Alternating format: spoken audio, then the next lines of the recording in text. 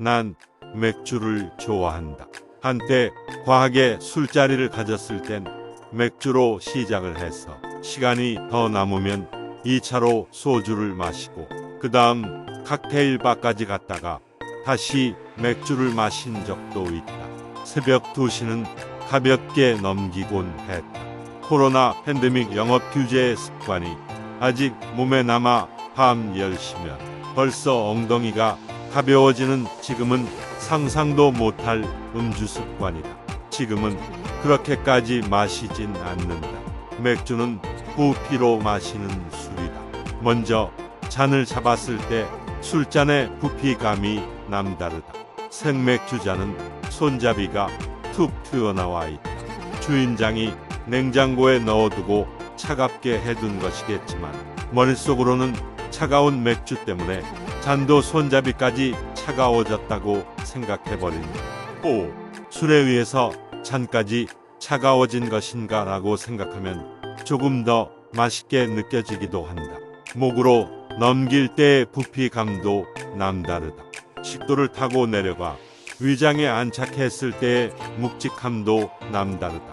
유튜브를 넘기다가 가끔 튀어나오는 맥주 광고는 항상 전형적인 캐릭터들이 등장한다. 세상을 무한히 긍정하고 있다. 노동 후에 휴식을 취하고 경쟁 끝에 성취를 만끽할 때 마시는 술이 맥주다. 살짝 헛웃음이 나오기도 하지만 나도 저렇게 맥주와 함께 세상을 긍정하던 때가 있었다. 아주 맛있게 말이다. 2001년이었다. 세기 말에서 새로운 세기로 넘어갔지만 아무 일도 일어나지 않았다. 내심 다들 기대하지 않았을까.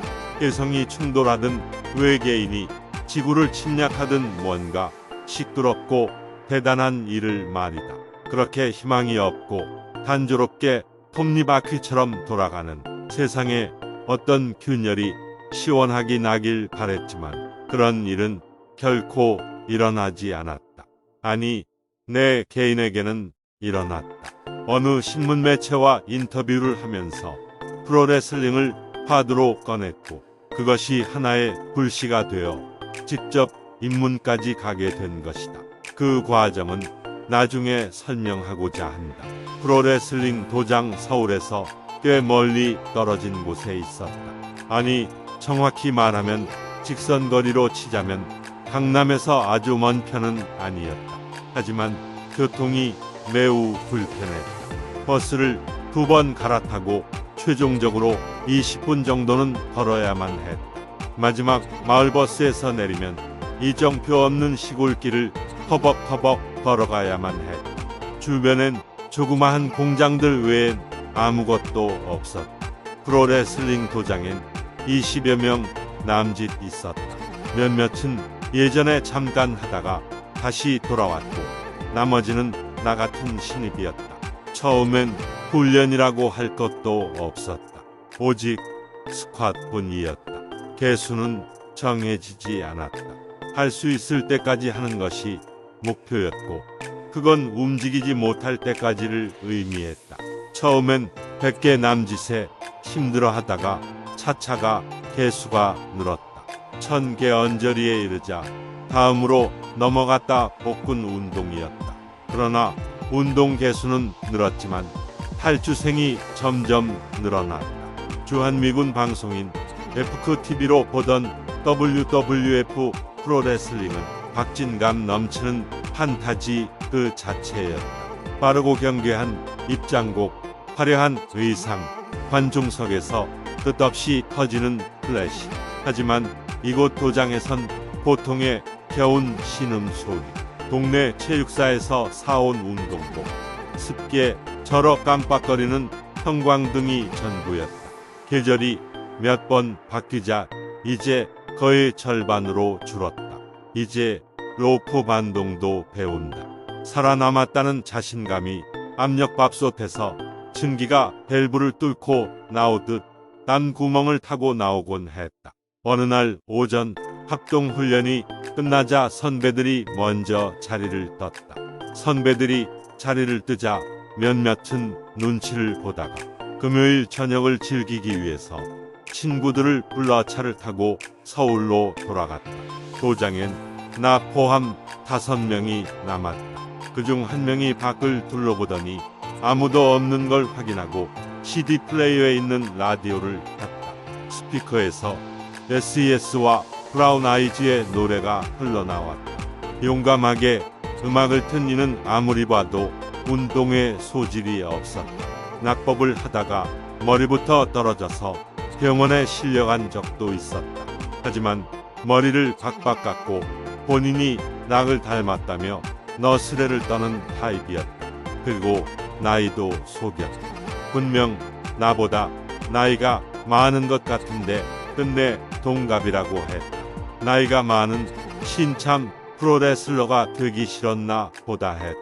장혜진의 아름다운 날들 덕분에 도장의 명도가 채도가 20%씩 올라갔음에도 링에서 혼자 계속 낙법 연습을 하고 있는 이도 있었다. 에이스였다. 원래 다른 투기 종목을 했다고 했다. 관장도 선배들도 이 친구에겐 각별했다. 생긴 것도 잘생겼고 몸도 좋았다. 운동신경도 뛰어나서 금세 탑 로프 턴버클에서 뛰어내릴 정도였다. 나중에 이야기를 들어보니 갑자기 집안이 어려워졌고 큰돈을 벌 수 있다는 생각에 이곳에 왔다고 했다. 쿵쿵 링바닥에 떨어질 때 소리 자체가 나와는 달랐다. 외국인도 있었다. 방금 전 너스레가 음악을 틀었던 CD 플레이어는 몽골 선수가 가져온 것이다. 키가 190cm가 넘는 듯했다. 매니저는 2m라고 했는데 거기까지인지는 잘 모르겠다. 몽골에서 꽤 사는 집 아들이라고 했다. 그런데 프로레슬러의 꿈을 줬다가 여기까지 온 것인데 말이 통하지 않아 자세히는 알 수가 없었다. 또 한 명은 중국인 정확히는 대만 선수였다. 대만은 일본 프로레슬링이 꽤 인기가 있는데 현지 프로모터의 소개로 이곳에 왔고 한국을 발판으로 일본으로 가려는 것 같았다. 해가 서쪽으로 뉘엿뉘엿 기울기 시작하자 너스레가 모두 밖으로 나오라고 했다. 도장 바로 옆에 선수들 식사를 챙겨주는 한바집 밥집이 있었는데 주방 아주머니는 선배들 차를 타고 일찍 가버린 뒤였다. 너스레가 우리 보고 한바집 옥상으로 모두 올라가라고 했고 잠시 후 손에 한가득 뭘 들고 왔다. 자세히 보니 맥주였다. 주방 냉장고에서 맥주를 가져온 것, 정확히 말하면 훔쳐온 것이었다. 야, 그러다가 혼나라는 말이 입 밖으로 나오려다가 까진 뭐 다시 채워 넣으면 되지 라는 생각에 피식 웃으며 주저앉았다.